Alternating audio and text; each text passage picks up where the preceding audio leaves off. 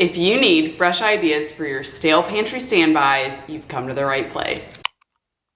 My little family is moving soon. We're not exactly sure where or exactly when we're going to move, but more on that on another day. But my pantry and freezer are full of things that I don't want to take with me. So without further ado, here are some of the things that I made in February out of food from our pantry and freezer. I did thaw some frozen bananas and make some banana bread for breakfast this week. Now, we're gonna do an experiment. Got a preheated cast iron pan, and I'm gonna take a pound of ground pork. Pork, that's right. Toss that in and brown it. This was part of the buy one, get one free sale Kroger had a couple weeks ago. It's still partially frozen, so it's gonna be a few minutes. Okay, so this is all drained and rinsed. I'm gonna go in with 3 cups of beans. These are ranch style beans. I just have these in my pantry. Let's get it open. And then a cup and a half of black beans. I'll link the video below of when I made these.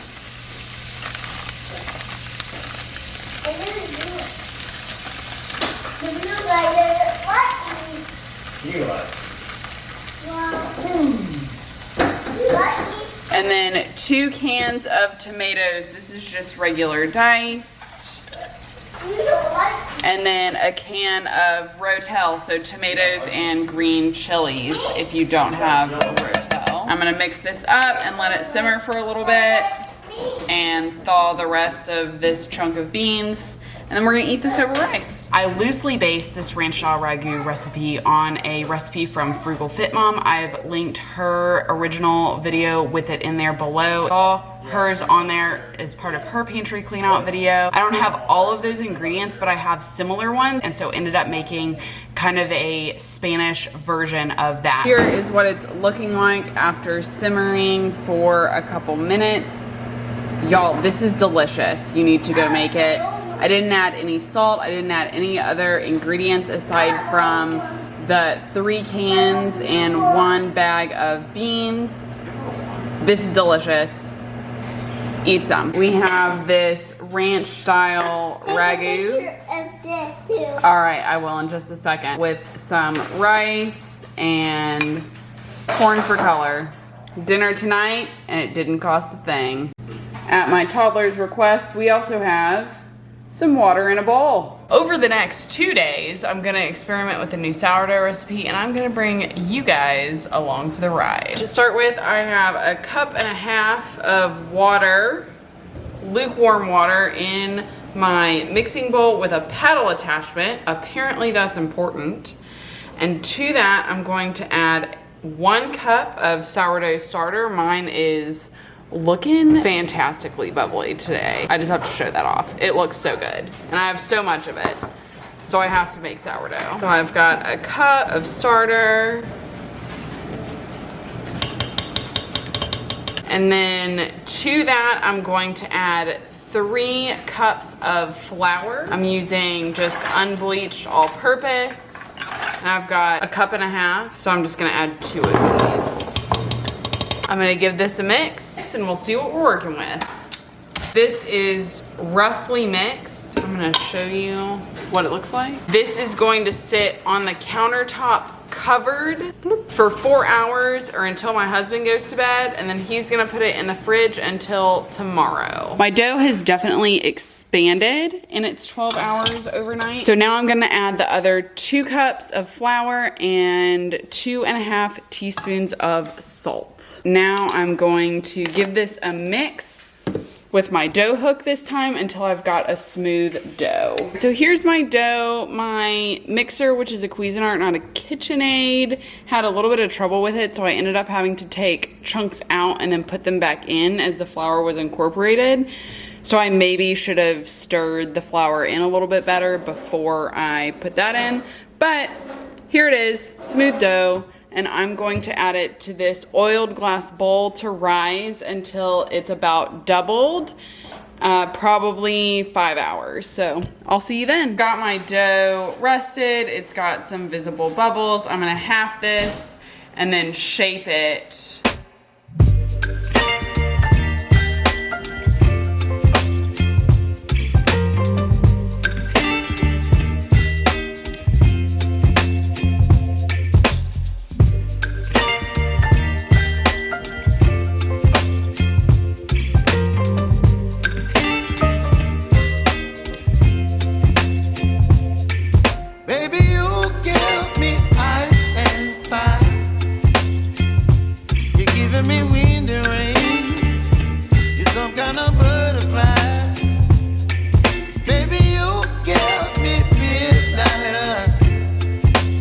All right, those are gonna rest for 10 minutes. I'm just gonna quickly shape these into ovals, and then these will rise for another 2 hours on a parchment lined baking sheet.